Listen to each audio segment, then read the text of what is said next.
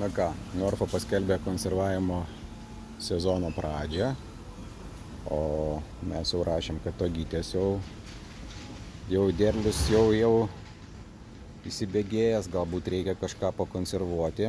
Tai pažiūrėsime šiandien cukraus kainas. Jau buvome praktiškai visose parduotuvėse, Rimi liko pabaigai.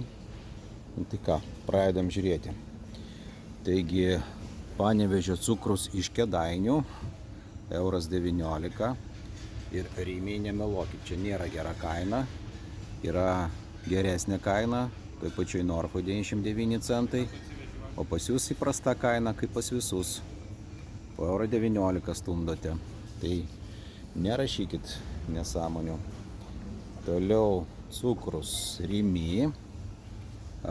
Kilogramas euras 5. Neaišku tik tai dėl ko jisai yra brangesnis negu kad va tas protingasis cukrus. Cukrus Smart. Tai pažiūrėsime kilmės šalį. Nurašo Lietuva. Ogi gamintojo kažkaip gal ir nesimato.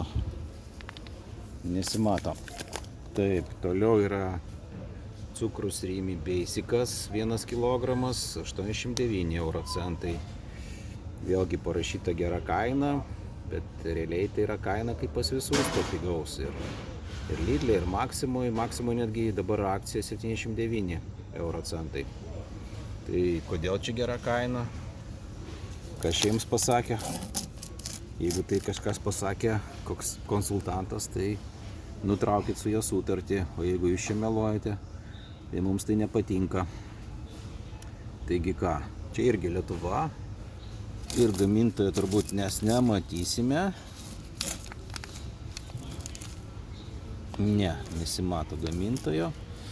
Tai tiek turbūt Rimi. Įprastos kainos, nieko įspūdingo. Yra geresnių vietų apsipirkti.